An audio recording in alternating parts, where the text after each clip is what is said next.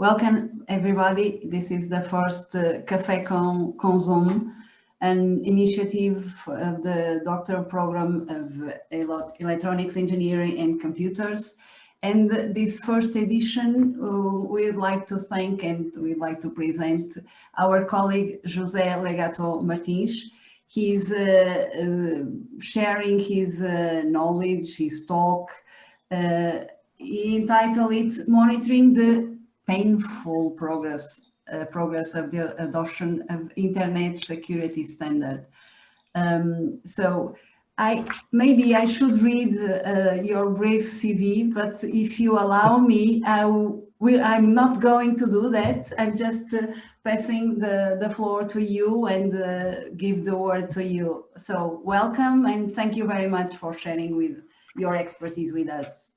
Okay, thank you very much. Also, I think the presentation is useless not because I'm very known, but because probably people is not very interested in this in that part of the talk.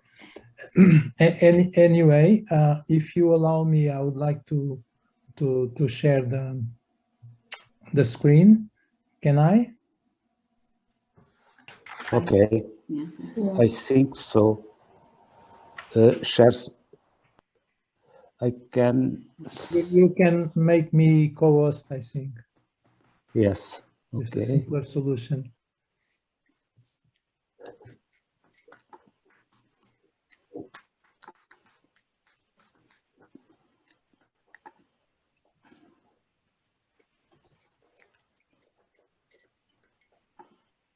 Or you can allow everybody to share the screen, because probably the others are not interested in sharing it.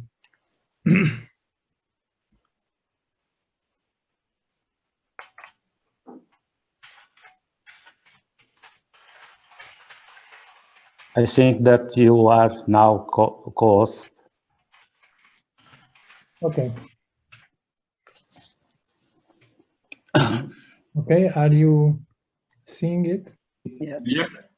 Okay, so I'm going to start. Good afternoon, everybody, and thank you for your presence. The name of the talk, the title of the talk is Mapping Security Standards Adoption in the Internet, or the Long and Painful Path to Security in the Internet. It's a subject which probably interests a lot of people, and I've been working lately in trying to understand the degree of adoption of the Internet security standards and why they progress so slowly. Okay,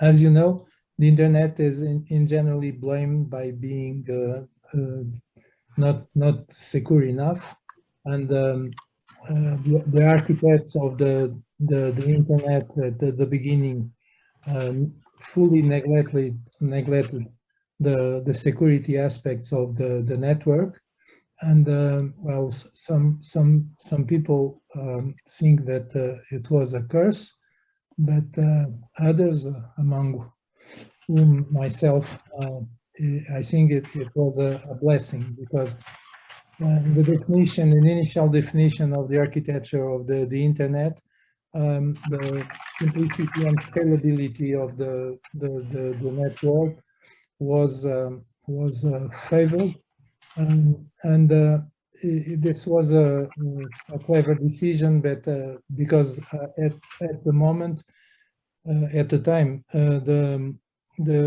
the science and technology needed to introduce security in such a huge network was not known.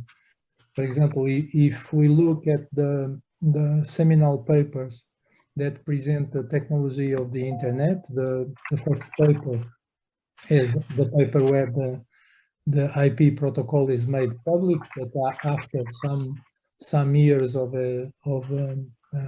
experiences in the field.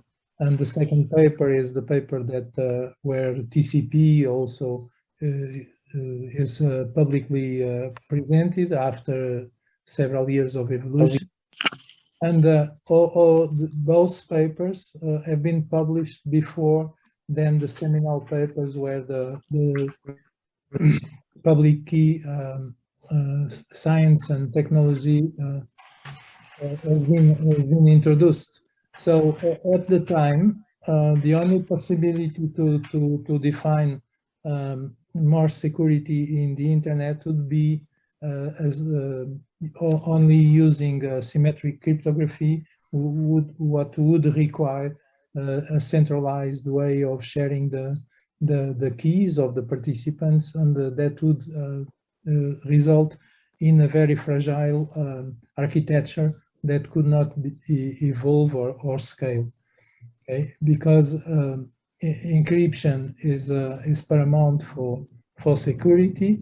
Encryption of content is a way to ensure that the information that is transmitted by the channels, the links, is not seen, not tampered with, and more important than that, for a so big infrastructure with billions of users and millions of servers,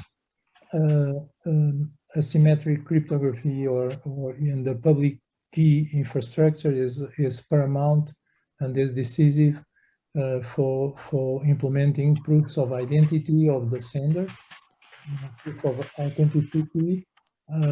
It can also be used to show that the content is not been modified, and it's also may be used also to implement non-repudiation. That means that if I send a message, the receiver of the message can be sure that I send that message, that the message has not been modified, and that I cannot deny, that I cannot pretend that I didn't send the message. And all that technology has been defined after the internet was invented, so to say. So these crypto systems, in particular, the public key systems are at the basis of the internet security today, and well, they were not invented and adopted since the beginning. Also, it is important to take note that before the end of the 19th century, the usage of cryptography was highly controlled by for example, by the US state, and it was forbidden to export that technology, so it couldn't be used in a worldwide scale, for example. Therefore, trust and security in the internet has been added to the basic architecture.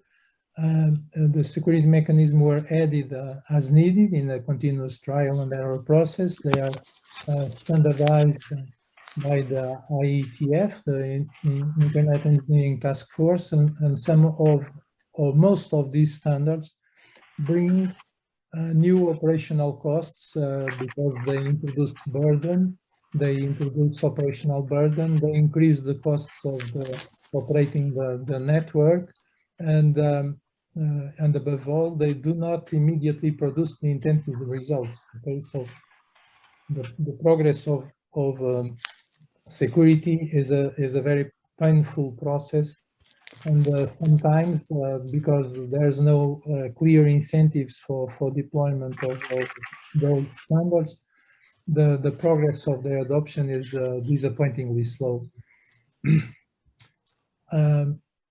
However, if you realize when a user accesses an URL, accesses a server in the internet with the browser, in order to be fully sure that everything is okay, we need to be sure that the mapping of the name of the site, the IP address, is not being fooled, is a genuine one. That routing system ensures that my packets go to the correct IP address and not for a fake server. That the secure connection, the transport layer security connection is established between at least to a server that I can authenticate, which shows a valid certificate and I can authenticate, and the public infrastructure that is behind those certificates is not corrupted, because sometimes it is, or at least it is for some certificates. And finally, I also want probably that others cannot sniff which site I am trying to assess. So you see, in order to be sure that I'm accessing correctly and in the correct way and the protected and the secure way a server, there are lots and lots of things that must be verified, and those things depend on a huge number of standards and systems that must be acting well. So, and who implements all those systems? Okay, these systems must be implemented mainly by the providers of the service, which I'm accessing, but also indirectly to other providers, because the DNS is secured with a set of standards called DNSSEC or DNS security. Thus, my resolver is able to receive answers from an infrastructure that uses DNSSEC. Does my ISP implements routing security measures? Do the sites I visit implement HTTPS and have correct certificates, and so on, and so on, and so on. So the result of this is that fully implementing security in the internet, it depends on a huge number of actors, and it depends on all those actors implementing those security standards, the ones that are known and the ones that will be introduced, because new problems are discovered each year. And there's at least in some parts of this system, there's a little bit of what is called the tragedy of commons, where in order to implement all that, I increase my costs, because I spend a lot of effort, and sometimes that cost does not brings immediate advantage for myself. Okay, so it's not clear that those costs pay for myself, unless my customers or the customers in general require that level of protection, what is not the reality, because customers maybe are not aware of everything that should be done or could be done to secure the internet. Okay, so the agenda is more or less trying to look at if there are ways of mapping how those security standards returning to the agenda. Okay, we are going to speak about the progress of the adoption of routing security, of DNSSEC a little bit, less than that, and of the adoption of HTTPS. Well, in the internet, there are a lot of observatories. I'm going to use for the beginning this set of observatories, which are known as the APNIC observatories. APNIC means Asia Pacific Network Information Center.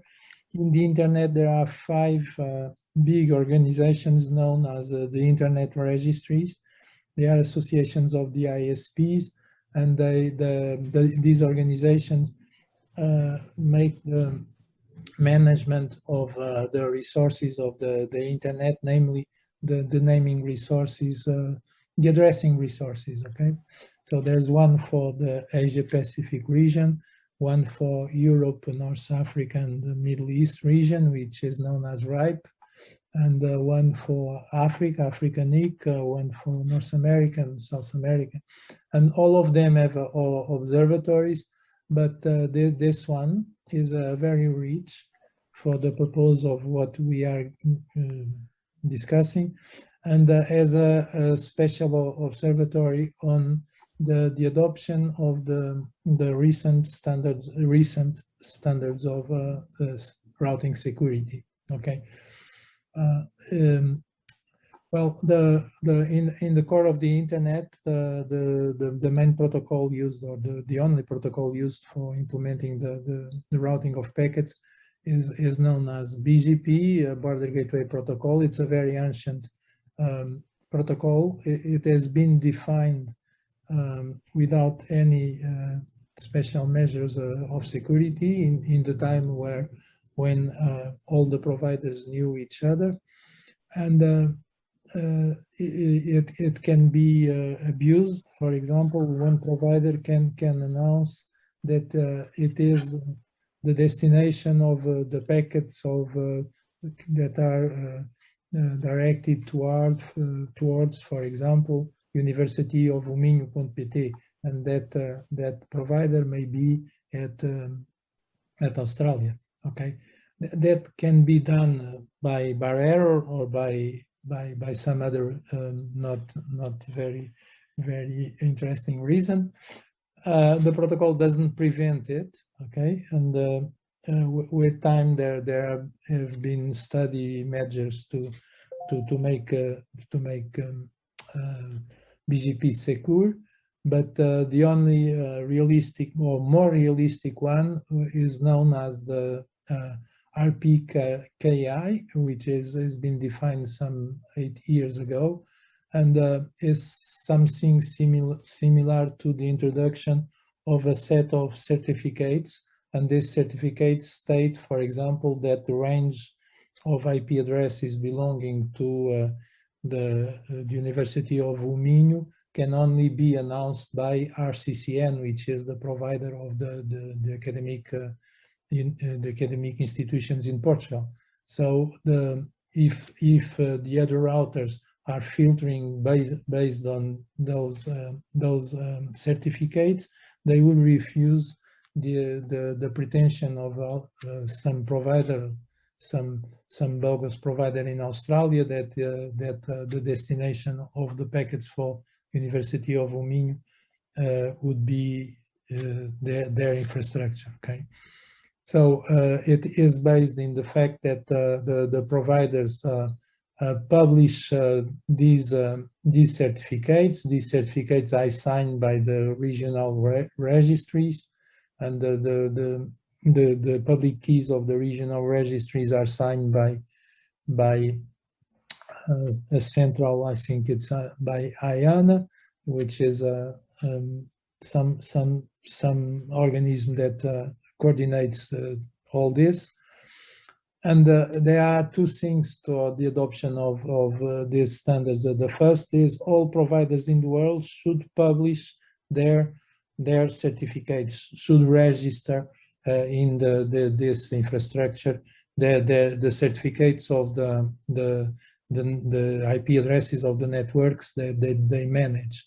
And after that, it is needed that all other providers in the world do the filtering. Okay. The fact is, not everybody is already registering the certificates, and if the others implement the filtering, they are preventing packets to get to legal destinations, because the providers of those destinations haven't yet registered the certificates. You see, so as the number of providers worldwide is some 10,000. Well, we need that all those 10,000 register the certificates, and a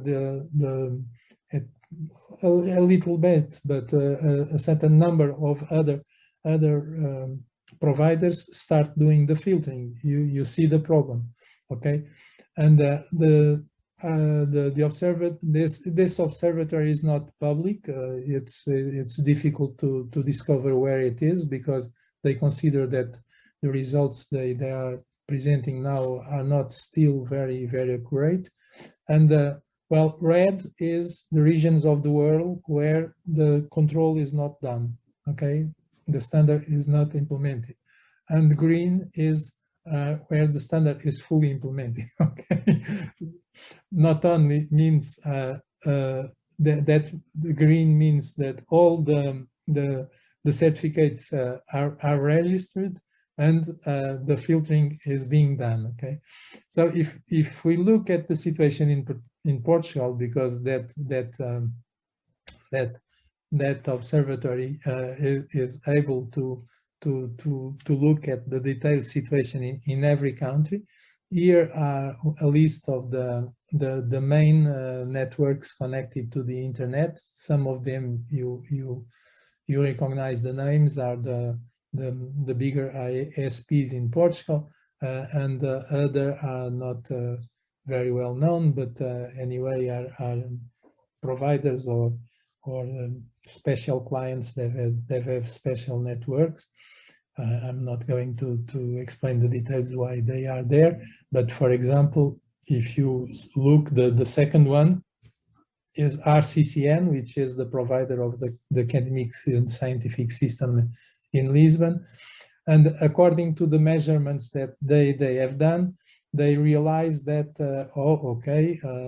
they send probes.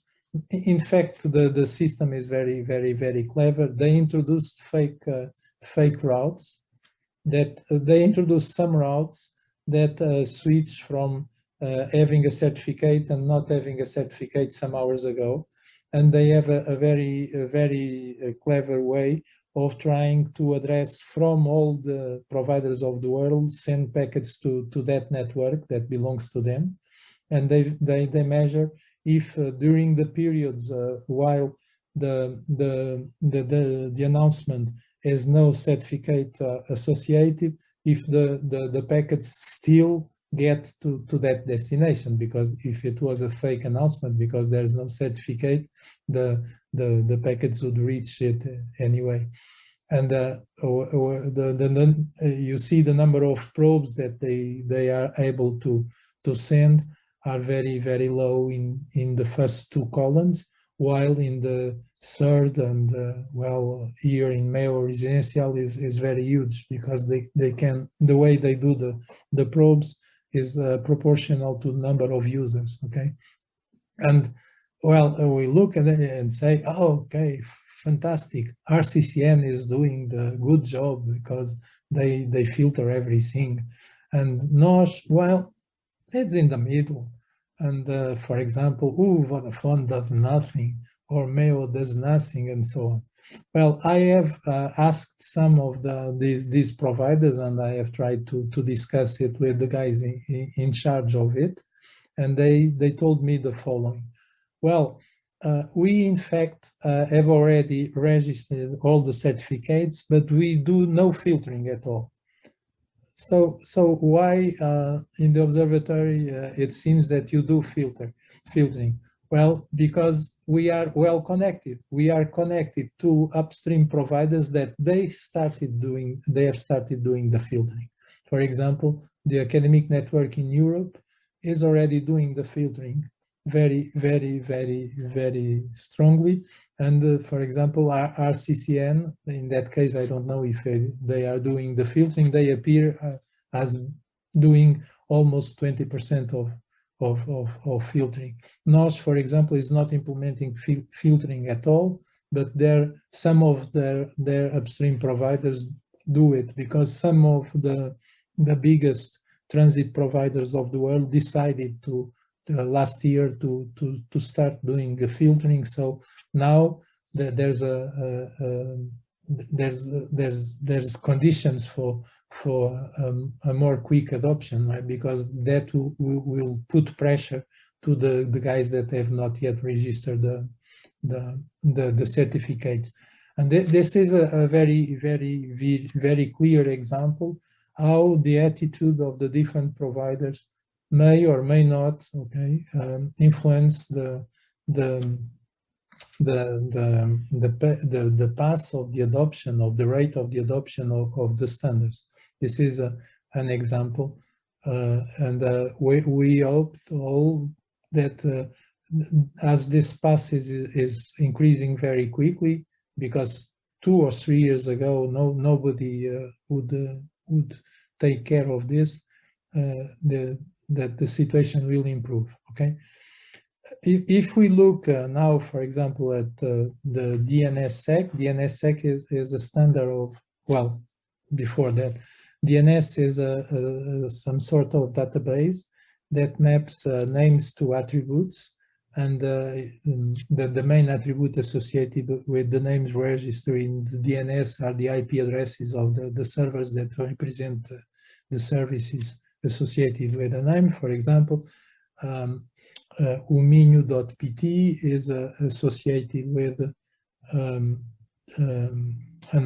IP address that is at least, okay, this is an example. Maybe it's not exactly like that, but it's the general idea. In the DNS, uminio.pt is associated with the IP address of the server that provides the web service of University of Uminio. And the mapping is in DNS, and when I query the DNS to obtain an information from the DNS, it's not possible to know for sure that that information has not been modified by some intermediary that is between me and the servers that know for sure that information. Anyway, that information can be made certified, exactly, again with signatures and certificates, and the set of standards that implement that is called DNSSEC. Well, the impression of everybody is DNSSEC is useless, because if I already adopt HTTPS, which is the secure version of the protocol that allows me to access the web, DNSSEC it's useless. So in Portugal, for example, and this is quite similar in other countries, the rate of adoption is only 75%, because it's possible to know how many domain names are active under .pt, and according to the organization that manages .pt, only I think it's 11,000 of these 500,000 domains use DNSSEC. Okay. As we don't have a lot of time, I'm going to skip this, because it's also interesting to know if I'm querying the DNS and the domain that I'm querying uses or utilizes or implements DNSSEC, would I receive a verified answer or not? Okay, and the observatory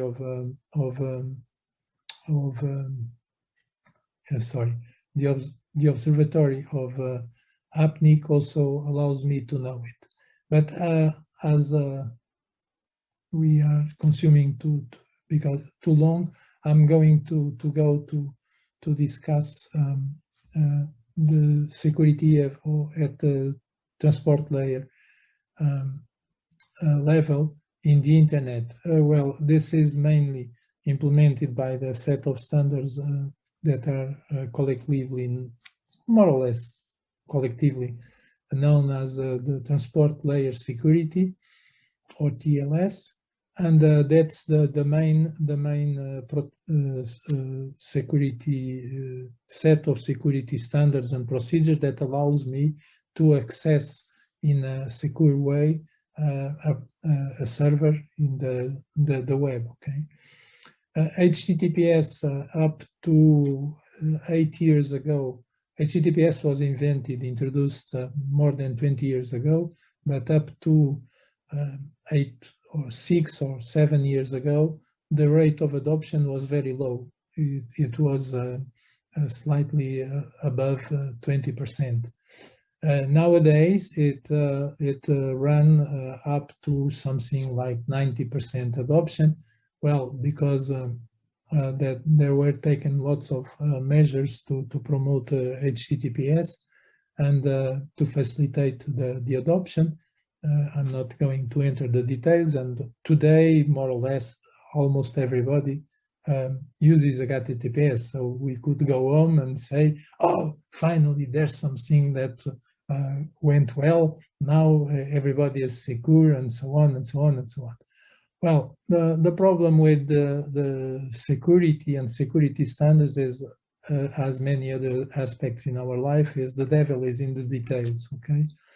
So if I want to be sure that when I connect to a certain server, a certain service, their implementation of HTTPS is 100% fully bulletproof, well, it's needed to look at a lot of details, like, for example, if I try to access without using HTTPS, if I'm prevented from there, and I'm automatically redirected to HTTPS, or if the site has what is called an HSTS policy, that means if, for example, in the interior pages of the site, by mistake, some pages are still accessible by HTTP without security, do the browser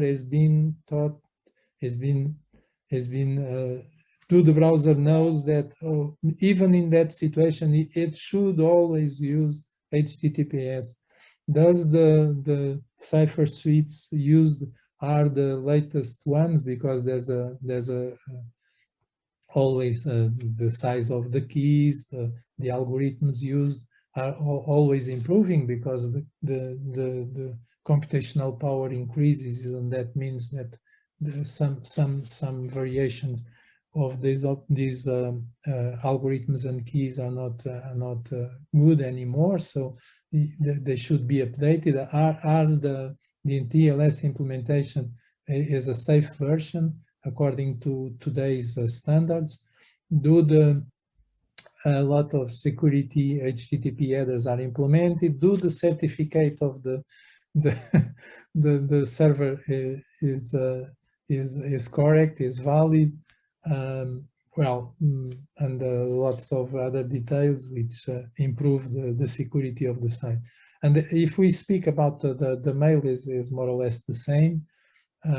Today there's some standards that may make us sure that if I receive a mail, the mail came from a server that represents that domain, and the mail has been transported between mail servers by secure channels and so on. And the details are also a lot. There are a lot of places where the devil can sit and try to fool things. Well, there are several observatories also that allows us to test if a site, if a server implements all those things, in what extent the security of the server is in good shape. Okay, there is one even in Portugal, which is known now webcheck.pt, and there are several others. Okay, there's one which is called internet.nl. It's a project supported by the Netherlands government, and supported by several other institutions and associations like the Internet Society, for example, and all the code that they use to perform the tests is made available. And so I'm going to use Internet.nl because in this work where those results are being produced, we have implemented using their code a site to make tests and make an observatory that tries to find the situation. Anyway, I'm going to show some preliminary results of that work, and we are going to start by the following. We have done an analysis of the situation of the main web hosting providers in Portugal. As you imagine, when a company wants to have a website, in the old times, the company should have a server and the connection to the internet and so on and so on. Today, only the very big companies use that kind of approach, or some universities in Portugal, or most of the universities in Portugal. But most of the small and medium companies, they outsource that. They contract the service of what is called a hosting provider, and there's some are companies that sell the service. They do not manage the site, but they do provide the ways of, without having a server and without having special software, registering the domain, obtaining the space to put my web pages, trying to have a certificate, and so on and so on. Okay, so these guys, as these guys provide service to tens of thousands of companies in Portugal, companies and individuals, the way they implement their service is very important, because they impact immediately the security of a lot of people. So we have done in this project something that was the following. Without telling them, we used students that registered domains in 6 of the top 10 of these providers. The list is here, the 6 ones that we have done, and the implementation was to implement a small to register a domain, to ask for DNSSEC for that domain, to ask for the support of IPv6, to ask for the support of certificate, HTTPS, and so on. Okay, and the site has been set up, and then asking for all those features that I've listed before, and the results presented are the highest possible level of security that those guys allows me to implement if I contract a service with them.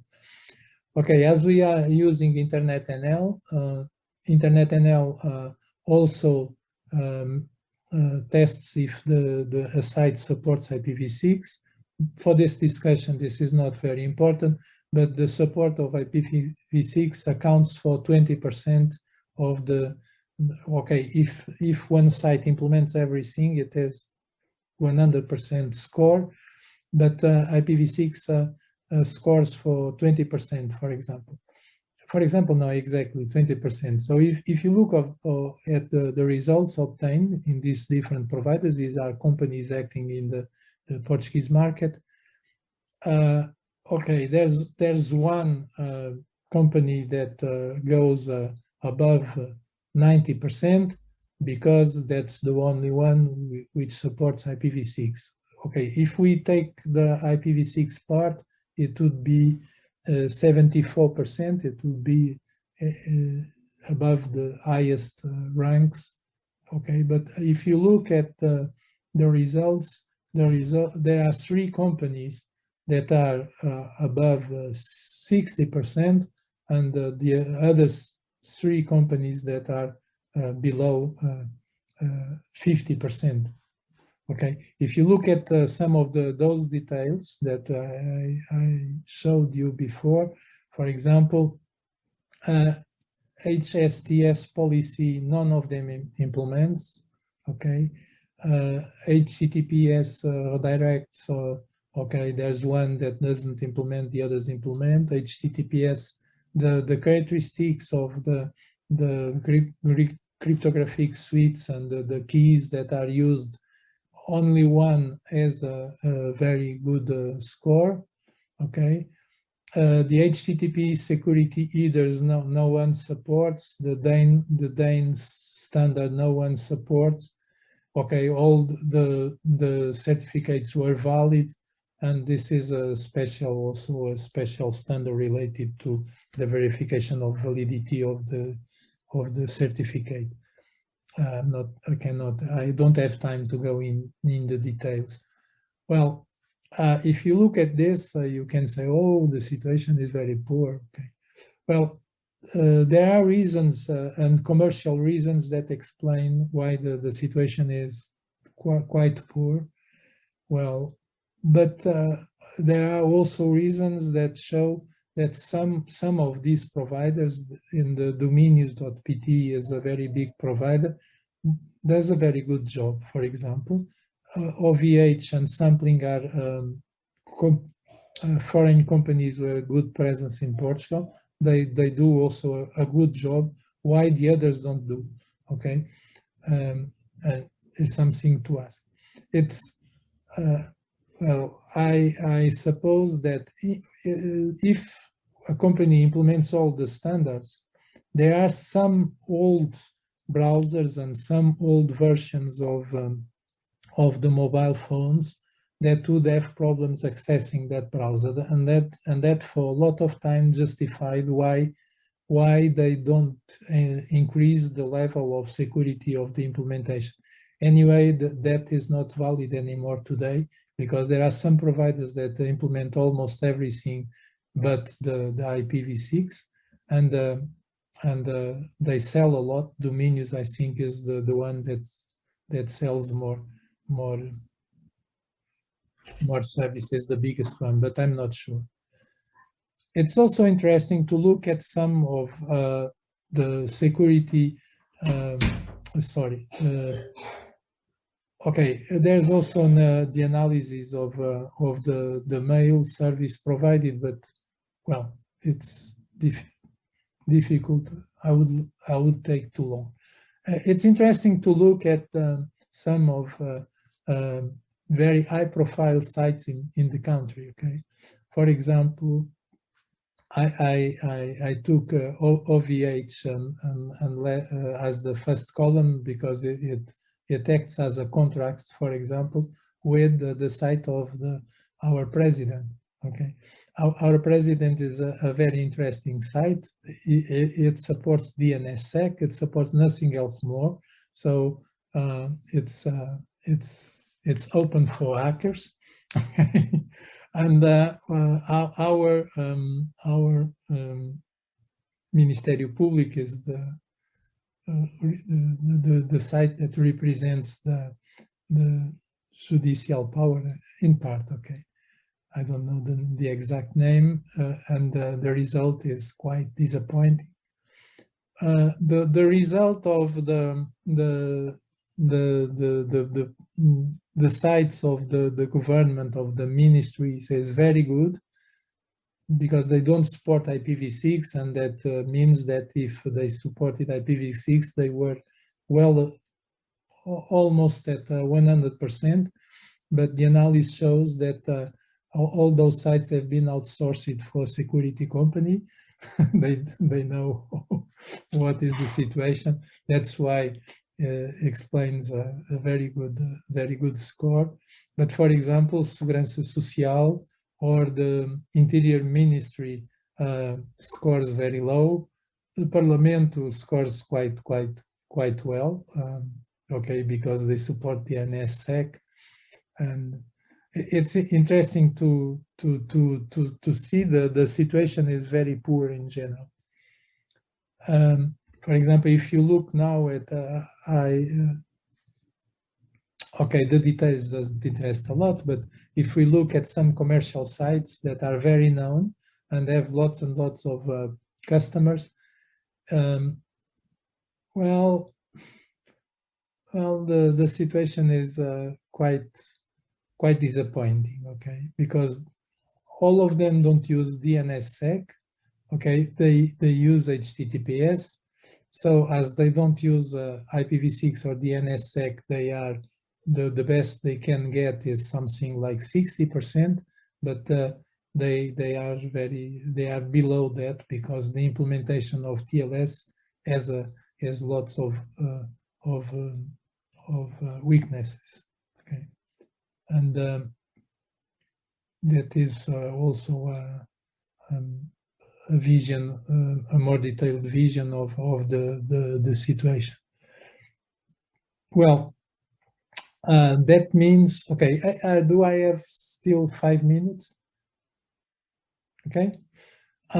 It's interesting to look at town. Okay, this is the situation of some university sites, and well, o Minho is well placed. Okay, is at 71%, but it is not the best site in Portugal. The best university site in Portugal is Évora, with 94%, because they support IPv6, I think is the main reason. Otherwise, o Minho would be at 91%. But the implementation of several of the security standards has weaknesses also. But for example, my own university is, well, with the University of Coimbra is very, very, very low. University of Oporto and University of Lisbon are in the middles, but University of Lisbon must have lots of weaknesses because they support the DNSSEC. So if I take off 20% because of DNSSEC, they would be at 20%, which is very, very, very low. Okay, this is a way of assessing also this set of standards related to the web security, how the progress is being done, and the progress is quite disappointing also. After several years, we are speaking of something. HTTPS has been invented more than 20 years ago, more than 20 years ago, and everybody now uses HTTPS, but the only way to have almost 100% bulletproof in your security implementation is closing lots and lots of holes in the implementations, with adopting lots of complementary in general, people are not implementing them. So security and trust implies generalized adoption of security open standards, fully define this as burden, increase of costs, and improvement. Okay. The impact in the public perception of the brand is very low, so this may explain the slowly adoption rate. But we think probably, well, I must stop quickly because the connection is instable again. But public ignorance of the real adoption status and the real situation is maybe one of the reasons that explains it, because people is not okay. If my car is in bad shape, I cannot drive with that car. But if my internet presence is in a very bad shape, also under the point of view of security, I'm not prevented of being online. I'm not I'm not criticized by that. So allowing users to have a more informed picture of the situation may improve the rate of adoption of security standards. That's what we think, that having a dynamic, fully a complete observatory of the situation in the country may be a way of increasing the awareness of the problems. And well, these observatories allow the responsibles of the implementation to know exactly what is missing. So thank you for listening. There's a lot of concrete information that maybe it's interesting to know. Well, I hope you have liked what I've told you and found it useful. Thank you. Thank you very much for your interesting presentation. Now we have time for questions. You can write it on the chat window, or if I think we would prefer if you could switch on your phone and ask verbally. It would be nicer, I suppose. So please feel free to ask questions, points, notes.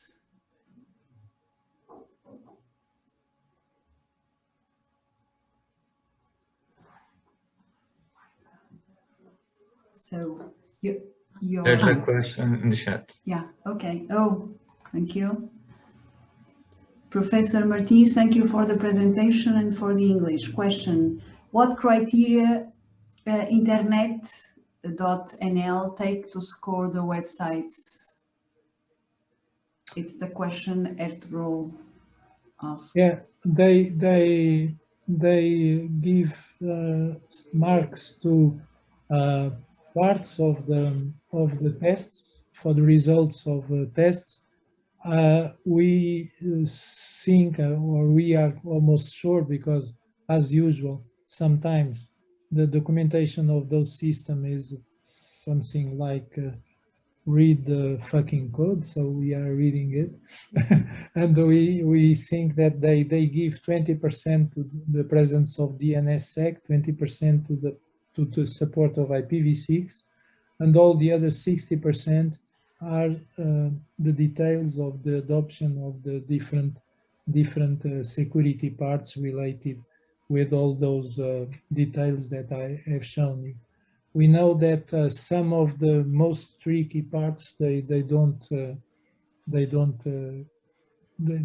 score they give is low. For example, OVH doesn't support several modern features or possibilities of security, and anyway they give them a score of 94%. Okay, but there are lots of small things that are not well implemented, but they don't score the different standards the same way. They have a very, very long explanation, and they are directly connected to the security center of the Netherlands, and well, they explain why something is very important or optional. Looking at those explanations of the security center, it's the way it's done. And well, the observatory that is available in Portuguese, which is WebCheck, is also maintained by CNCS, is Centro Nacional de Cybersecurity, and but they don't rank. They only say that if this is available or not. Internet.nl is more exhaustive in our opinion, and also provides the source code, so we could implement our own servers for doing the testing, because the report will test more than 1,000 sites in Portugal. So we are not going to use their servers, otherwise they could say, well, you are imposing a too high load in our servers. I don't know if this helps to understand. Yes, thank you, Professor. Thank you. Any other question? So I would like to ask, do we need to be afraid, or shall we be not worry about these figures you gave us? No worries, I suppose. Okay, there are some sites that we are going to publish, and they should be worried, and all of us should be worried. And one of those sites is the Centro Nacional de Eleições, the Election National Center, which doesn't even support HTTPS.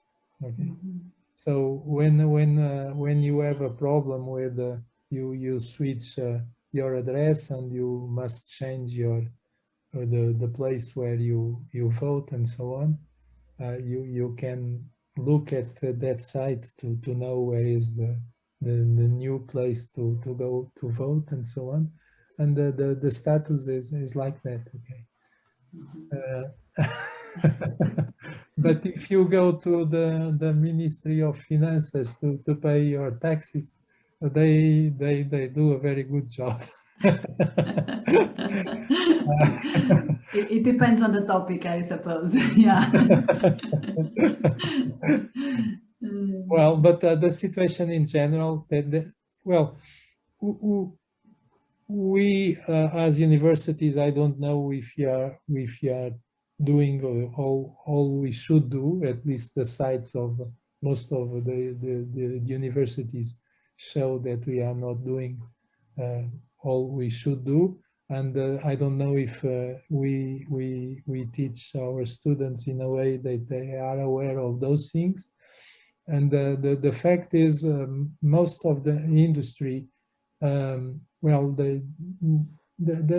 daily life is very complex. They have other things to do, and in general, security doesn't pay off immediately. And the idea of projects like these are to increase the awareness that, well, if security doesn't pay immediately, it should one day pay, if people are aware of the situation. But anyway, the pirates or the attackers, well, are a very teeny fraction of the population. Okay, they can do lots of things, but not all sites are being attacked every day. It depends on the interest of the sites. That's why lots of sites can be very, very weak in terms of security, but they are not attacked because they are not interesting at all. But as the political situation increases and so on, and the extreme right movements and terrorist movements increase, well, you were asking for it. Thank you. Any other question? May I? Yes, please. Question? Yes, Did you test any banking site, and you didn't show the figures, or you just didn't test? All the banking sites have been tested, and but we cannot show the figures because we are discussing internally. We have a problem because they will sue us probably. Okay. Thank you very much. But I can say a figure. Can I say a figure? And I can tell you that they are very, very far from 100%. Yes, I may say that my bank is 32%. Yeah. Yes. But you must Change. no. You must take care of the fact that sometimes the main site of the bank is not the site where they provide the home banking. Yes, okay. So you must one question. distinguish Yes, one question. I was testing university, and I tested the address of my department, and they give completely different figures. This is being lodged under the same omni.pt. But probably the servers and their parameterization is different. I don't know. That may explain that situation. Okay. Well. Did you find it useful, this work? Yeah. I think there is Teresa Pereira raised. Yes, thank you. Thank you very much. First of all, regards to everyone, and congratulate Professor José Martins for his brilliant presentation. I have just a small question. Is there any procedure that we should be aware if a particular website or web page is secure? Besides, if the website is using HTTPS protocol, is there any other suggestion we should care? I think that parts of the security of the parameterization, well, one of the biggest problems, one not the biggest problem, but well, where most sites have weakness is in their implementation of HTTPS. Okay, but that's a problem of parameterization of the cipher suites that are used by the server and so on.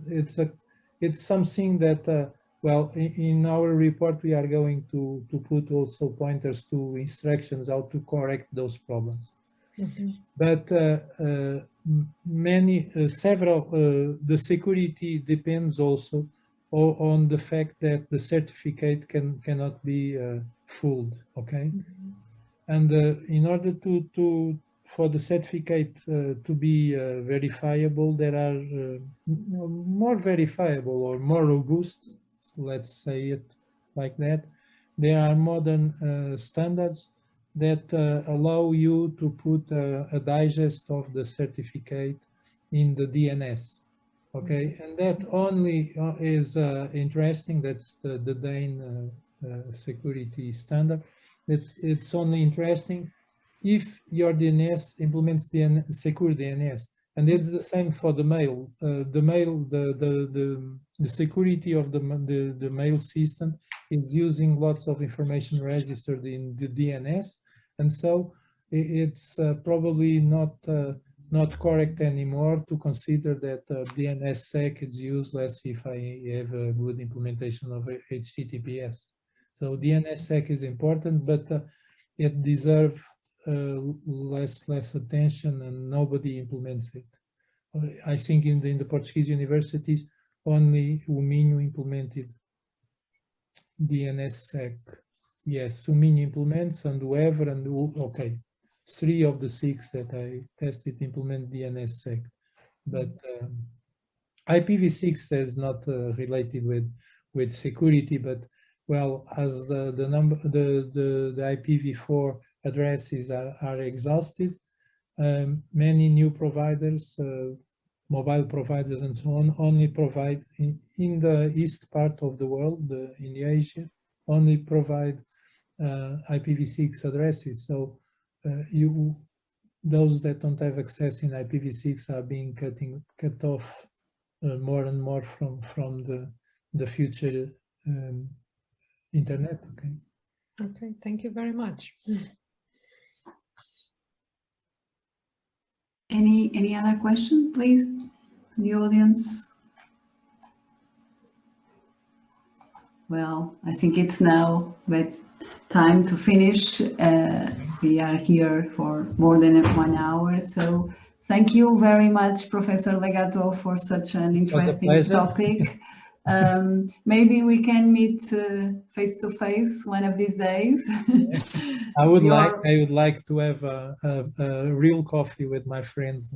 Yes, maybe a visit to Minho would be nice to have you here, not here at my home, but at Minho, and have a coffee, not through Zoom. So thank you very much for. Or if it is with Francisco, it would be not a coffee but a lunch. He left. Francisco went away, no? Yes, I think he left. He's not here. But Alexandre, you can tell him the message. Next time I'll meet him. I'll tell him. Okay.